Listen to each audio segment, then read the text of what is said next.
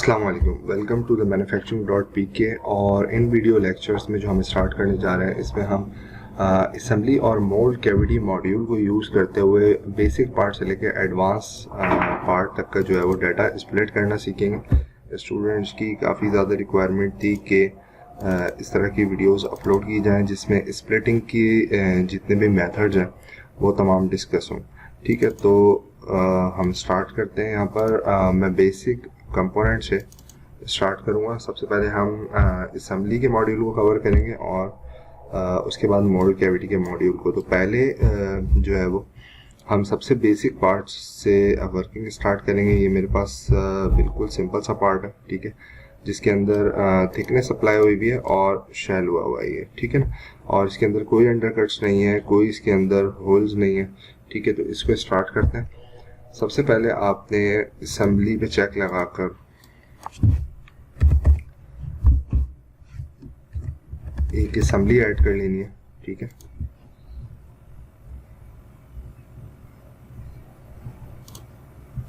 और मैं unit define कर देता हूँ, ठीक है। असेंबली में के मॉड्यूल में आने के बाद हमारा सबसे पहला स्टेप होता है कि हम पार्ट को ऐड कर लें, ठीक है ना। तो पार्ट को ऐड करने के बाद यहाँ से हम डिफ़ॉल्ट ऑप्शन सेलेक्ट करेंगे and then click okay. Assembly के ऊपर हम किसी एक मेन कंपोनेंट को एज अ रेफरेंस यूज़ करते हुए उससे रिलेटेड जितने कंपोनेंट्स हैं उन्हें बना सकते हैं। असेंबली स्पेसिफिकली मोल्ड के लिए नहीं है, लेकिन मोस्ट ऑफ द डिज़ाइनर्स जो है वो इसको मोल्ड डिज़ाइनिंग के लिए यूज़ करते हैं। और कुछ इसके अंदर फीचर्स हैं जो कि किसी भी कैड कैम सॉफ्टवेयर के अंदर मौजूद होते हैं। और मोल्ड जो बेसिकली मोल्ड या डाई जो कि एक असेंबली है, तो उसको भी डिज़ाइन कर सकते हैं यहाँ पर, लेकिन स्पेसिफिकली टूल डिज़ाइनिंग से रिलेटेड यहाँ पर स्पेसिफिक कमांड्स नहीं है। तो हमने एग्जिस्टिंग कमांड्स को यूज़ करते हुए अपने मोल्ड के या डाई के फीचर्स को बनाना है, ठीक है। तो सबसे पहले इस वीडियो के अंदर मैं आपको बताता हूँ कि किस तरीके से आपने सिंपल कोर कैविटी स्प्लिट करनी है, ठीक है। तो रेफरेंस मॉडल हमारे पास आ गया है। जब भी हम असेंबली के एनवायरनमेंट में कोई कंपोनेंट नया क्रिएट करेंगे तो यहाँ पर कंपोनेंट में जाके क्रिएट का ऑप्शन है। क्रिएट के ऑप्शन के बाद सबसे पहले मैं यहाँ पर पार्ट की टाइप लूँगा। सब टाइप ऑलरेडी सॉलिड रहेगी। यहाँ पे कैविटी डिफाइन करूँगा और क्रिएट फीचर पे क्लिक करके ओके करके हम यहाँ पे कंपोनेंट ऐड कर लेंगे। ये कंपोनेंट में अगर मैं कोई कमांड अप्लाई नहीं करता और यहाँ पे ग्रीन बटन जो है ये बता रहा है कि पार्ट एक्टिव है, दैट्स मीन कि यहाँ पर आप देखेंगे तो आपको पार्ट मॉडल्स की कमांड नजर आएंगी। इसका मतलब है कि पार्ट मॉडल एक्टिव है, असेंबली एक्टिव नहीं है। जब यहाँ पे असेंबली के टूल्स नज़र नहीं आ रहे, अगर इस पार्ट को ऐड करने के बाद मैं विदाउट कोई फीचर क्रिएट किए हुए असेंबली को राइट क्लिक करके एक्टिव कर दूंगा तो ये पार्ट रिमूव हो जाएगा, ठीक है। तो सबसे पहले हमने यहाँ पे क्या करना है, रेफरेंस डेटम बनाना है। तो इस पार्ट के अंदर जो मैं डेटम प्लेन्स बनाऊंगा वो असेंबली के ही कॉपी करूंगा, ठीक है। तो असेंबली के डेटम्स किसी भी क्रिएट कंपोनेंट के अंदर जाकर ऐड करने का तरीका ये है कि आप उस कंपोनेंट को एक्टिव करें राइट क्लिक करके, जो कि अभी ऑलरेडी हुआ हुआ ये ग्रीन बटन बता रहा है। और यहाँ से हम क्या करेंगे, डेटम पे जाके ऑफसेट प्लेन सेलेक्ट करेंगे और एक्स एक्सिस वाली डायरेक्शन में एक प्लेन ले लेंगे 0 ऑफसेट डिस्टेंस पर। इसी तरीके से वाई एक्सिस वाली डायरेक्शन पे भी 0 ऑफसेट डिस्टेंस पर और जेड एक्सिस वाली डायरेक्शन पे भी 0 ऑफसेट डिस्टेंस पर, ठीक है। अब अगर मैं यहाँ पर इन असेंबली के फीचर्स को हाइड कर दूं और रेफरेंस कंपोनेंट के फीचर्स को भी, तो मेरे पास यहाँ पर इस पार्ट के अंदर ये 3 डेटम प्लेन और एक डिफॉल्ट कोऑर्डिनेट बना हुआ नजर आ रहा है, ठीक है। अब हमने सबसे पहले करना ये है कि कैविटी जो है वो हमेशा हमारे पार्ट की आउटर सरफेसेस के रेफरेंस से बनती है। तो यहाँ पर मैं एक सरफेस पे क्लिक करूँगा, कंट्रोल सी और कंट्रोल बी का बटन दबाऊंगा तो ये कॉपी सरफेस की कमांड एक्टिव हो जाएगी और कंट्रोल की दबा के तमाम फीचर्स जो है वो मैं यहाँ पर ऐड कर लूँगा, ठीक है।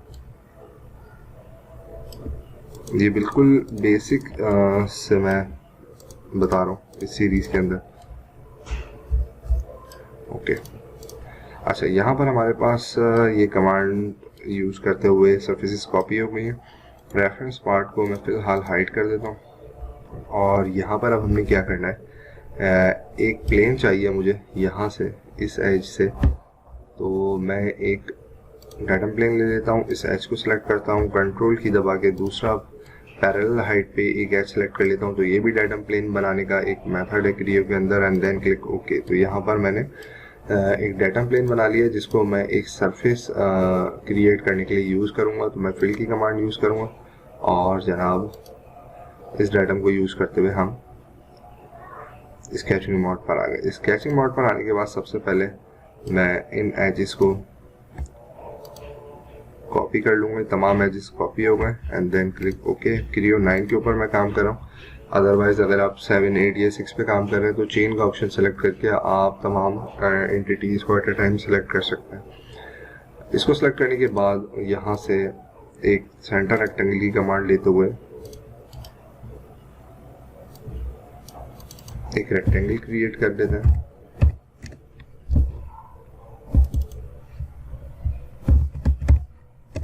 जिसकी डायमेंशन हमने 160 बाय 110 मिलीमीटर रखी है, ठीक है।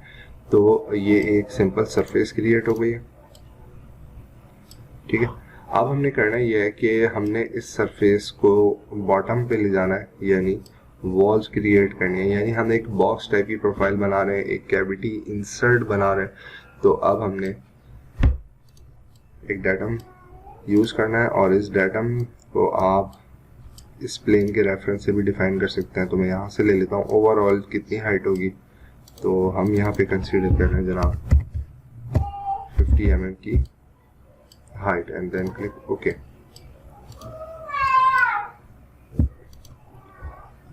इन डाटम्स को फिलहाल मैं सिलेक्ट करके हाइड कर देता हूँ, और ये जो डाटम है इसको भी मैं हाइड कर देता हूँ, ठीक है।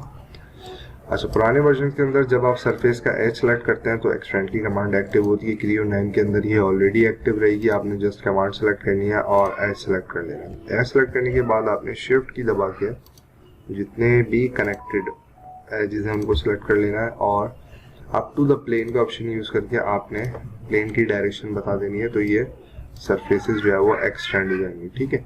अब हमारे पास ये एक पैच रह गया, इसको मुझे फिल करना है। तो मैं एक्सट्रूड से भी कर सकता हूँ, फिल की कमांड से भी कर सकता हूँ। यहाँ पे सबसे आसान मेथड है कि मैं बाउंड्री को यूज़ करूँ। तो बाउंड्री ब्लेंड की मैं कमांड लेता हूँ, फर्स्ट डायरेक्शन में मैं इस एज को और इस एज को कंट्रोल की दबा के सिलेक्ट करता हूँ। अगर मैं ओके भी कर दूंगा तो भी ये क्रिएट हो जाएगी कि क्योंकि इन दोनों की हाइट जो लेंथ है वो सेम है। लेकिन अगर लेंथ सेम ना हो तो सेकंड डायरेक्शन में जाके आप उसकी अपोजिट डायरेक्शन से रिलेटेड जो भी एजेस हैं आप उनको सेलेक्ट कर लेंगे, एंड देन क्लिक ओके। तो यहाँ पर हमारे पास ये ब्लॉक जो है वो इसकी तमाम सरफेसेस लग गई हैं, लेकिन ये सरफेसेस अभी आपस में ज्वाइन नहीं है। तो हमने मर्ज की कमांड सेलेक्ट करनी है, इस सरफेस को सिलेक्ट करना है, कंट्रोल की दबा के इससे कनेक्टेड सरफेस को सिलेक्ट करना है, देन ये वॉल से जो कनेक्टेड नीचे सरफेसेस को कंट्रोल की दबा के सिलेक्ट करना है। तमाम सरफेसेस सिलेक्ट करने के बाद आपने ओके पे क्लिक करना है, और इसको आसान तरीका है देखने का कि आप वायर फ्रेम में आए तो आपको कहीं पर भी पिंक लाइंस नज़र नहीं आएंगी। माउस को ऑब्जेक्ट की तरफ ले जाके जो सिलेक्शन हो रही है इसको एलिमिनेट करने के लिए, स्किप करने के लिए, अनसेलेक्ट करने के लिए आप एनोटेशन का बटन यूज़ करेंगे। तो अब आप इसको रोटेट करके इजीली देख सकते हैं, कोई भी फीचर सेलेक्ट नहीं होगा, ठीक है ना। तो ये जो पर्पल लाइंस हैं ये बता रही हैं कि तमाम सर्फेसेस आपस में कनेक्टेड है। पुराने वर्जन में आपने पहले मर्ज सेलेक्ट करना होगा, देन आपने सॉलिडिफाई सेलेक्ट करना होगा। 9 के अंदर आप जो है वो डायरेक्ट सॉलिडिफाई सेलेक्ट करेंगे और ऑब्जेक्ट्स भी सिलेक्ट कर सकते हैं और यहाँ से मर्ज भी सिलेक्ट कर सकते हैं। फिल विद सॉलिड, क्योंकि यहाँ पे पहले से कोई ऑब्जेक्ट नहीं बना हुआ है तो ये दो रिप्लेस सरफेस या रिमूव मटेरियल की कमांड एक्टिव नहीं है, सिर्फ ये सॉलिड में कन्वर्ट करेगा। तो हम यहाँ पे ओके कर देंगे और शेडिंग एक्टिवेट करेंगे तो यहाँ पर हमारे पास एक सॉलिड ब्लॉक बन गया है, ठीक है ना। तो ये सारा काम इस पार्ट के अंदर हो गया। मैं दोबारा असेंबली को एक्टिव करूँगा, कैविटी को मैं कर देता हूँ हाइड, रेफरेंस पार्ट को हम कर देते हैं अनहाइड। अब हमने कोर जो है वो क्रिएट करनी है। व्यू में जाके मैं इसको कलर असाइन कर देता हूँ एंड देन क्लिक ओके, ठीक है, ताकि विजुअलाइज करना आसान हो। दोबारा हम क्रिएट पे क्लिक करेंगे, core, okay, create feature, okay. तो यहाँ पे हमारे पास एक नया कंपोनेंट ऐड हो गया। अगेन हम ऑफसेट प्लेन्स में जाएंगे, एक्स वाई जेड तीनों डायरेक्शन के डाटा प्लेन्स को हम कॉपी कर लेंगे, ठीक है। और एनोटेशन से यहाँ से मैं दोबारा ज्योमेट्री में क्लिक करके एक फेस को सिलेक्ट करूँगा और आप यहाँ से भी कॉपी और पेस्ट पे क्लिक करेंगे तो ये कमांड आपके पास आ जाएगी। कंट्रोल की दबा के आप तमाम उन सरफेसेस को सिलेक्ट कर लेंगे जो कि